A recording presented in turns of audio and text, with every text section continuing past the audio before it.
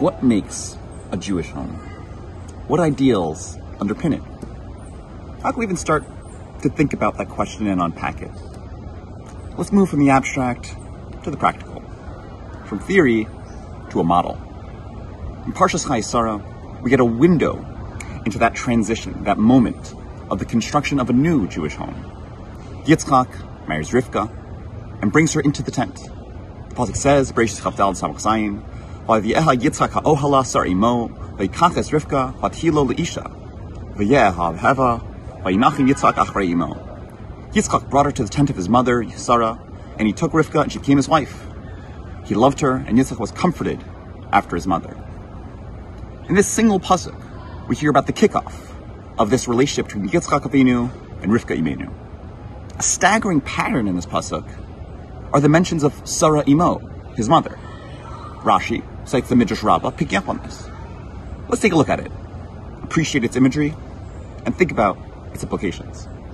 Rashi says, Kol zman sh'hayisa Sara kayemes, as long as Sarah was still alive, hayaner dolik ba'ohel me'er Shabbos le'er Shabbos. The candle she lit on Erev Shabbos lasted miraculously long. Uvracha matzuya be'isa, and her dough, her bread, always had a blessing in it. Va'anan kashur al ohel, and there's a cloud of the divine presence always over their tent. Umishamesa pasku, but once Sarah died, all three of those miracles stopped. Ushabas Rivka chazru, but once Rivka arrived in that tent, all three miracles started up again. The second generation of our avos were fully mamali mako. Sarah had miracles, Rivka also had miracles. Check. What do we make of this imagery? What do these three miracles in particular mean?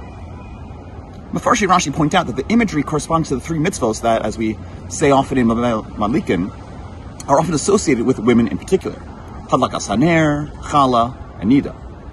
Perhaps, al derech drush, these images symbolize different pillars of a Jewish home. Ner, that first and foremost there should be shalom, interpersonal harmony and respect. 2, bracha mitzuya be'isa, there was enough bread to split some off, give to whoever needs. The Jewish home is one built on chesed. And 3, anan kashur, that the behavior in the home imbues it with kedusha, v'tahara, that people who are in the home gain a palpable sense that Hashem is present in this world. Now, if this was an ufra for a shower bracha speech, I would have, expanded on that, and I have in the past. But instead, I'll share, and I'll close with one striking parallel. Come on, there's a good Torah. There's got to be one parallel. So, where else do we see that has a light lasting miraculously long, bread that seems blessed far beyond the norm, and a hovering cloud of the divine presence? Of course, it's the Mishkan, with this menorah and miraculous Ner Ma'aravi, as well as the Hanukkah story, the Shulchan with the bread that stayed fresh for 9 days, and the Ketores that created the cloud, Kib Anan Ira'eh. So what do you make of this parallel between Chazal's depiction of the Avos' tent and the Mishkan?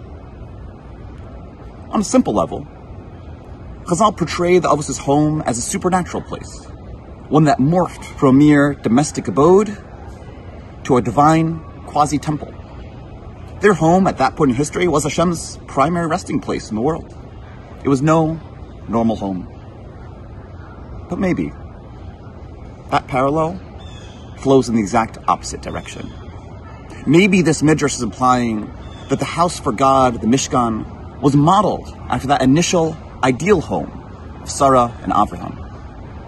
That the first place in history, and maybe the ideal place, for God to rest His presence in this world is among the peaceful lights, the blessed dough, and the palpable kedusha of the humble Jewish home. Shabbos.